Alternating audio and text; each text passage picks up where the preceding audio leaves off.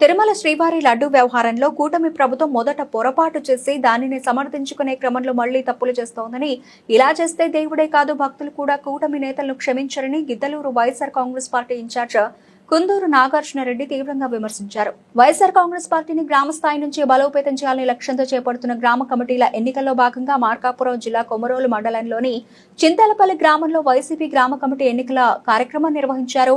ఈ కార్యక్రమానికి కొమరోలు జెడ్పీటీసీ సారె వెంకటనాయుడు, చింతలపల్లి వైసీపీ నాయకుడు సారె జనార్దన్ నాయుడు ఆధ్వర్యంలో ఏర్పాటు చేయగా కుందూరు నాగార్జునరెడ్డి ముఖ్య అతిథిగా పాల్గొన్నారు. ఈ సందర్భంగా ఆయన మాట్లాడుతూ, వైఎస్ జగన్మోహన్ రెడ్డి నాయకత్వంలో వైసీపీ ప్రభుత్వం ప్రజలకు అనేక సంక్షేమ పథకాలు అందించినప్పటికీ పార్టీ ఓటమి పాలవడానికి ప్రజల అత్యాశ కూడా ఒక కారణమని అన్నారు. 2029 ఎన్నికలను లక్ష్యంగా చేసుకుని గ్రామ స్థాయి నుంచే పార్టీని బలోపేతం చేసి ప్రతి గ్రామంలో వైసీపీకి మద్దతు పెంచాలని కార్యకర్తలను కోరారు. ఈ కార్యక్రమంలో నియోజకవర్గ వైసీపీ పరిశీలకులు ఓసూరెడ్డి, మండల వైసీపీ అధ్యక్షుడు మేరుక రవికుమార్, వైస్ ఎంపీపీ మౌలాలి, వైసీపీ నాయకులు, కార్యకర్తలు, గ్రామ ప్రజలు పాల్గొన్నారు.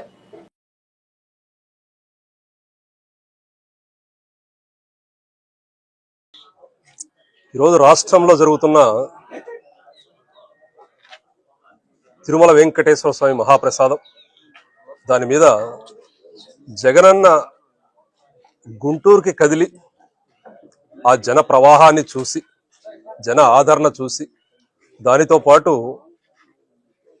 ఏదైతే లడ్డు మీద మహాప్రసాదం, వెంకటేశ్వర స్వామి లడ్డు ప్రసాదం, దాని మీద వచ్చిన రిపోర్ట్లు ఏవైతే సిబిఐ ఛార్జ్ షీట్లో ఎటువంటి జంతు కొవ్వు కానీ ఇంకోటి లేదు అని నిర్ధారణ అయిన తర్వాతనే దాన్ని ప్రతి ఒక్కరూ చూడడం జరుగుతూ ఉంది, పేపర్లో వేయడం జరిగింది.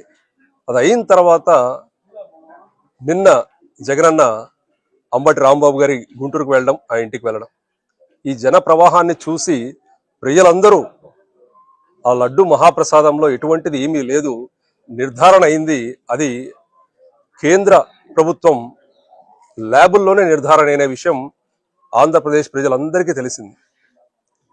మరి ఏమనుకున్నారో తెలియదు కానీ ఏకంగా మంత్రులందరూ, రాష్ట్రంలో ఉన్న మంత్రులందరూ, ముఖ్యమంత్రితో సహా అందరూ ఒకటే టేబుల్ మీద కూర్చొని దానికి సమాధానం ఇవ్వడం మొదలుపెట్టినారు.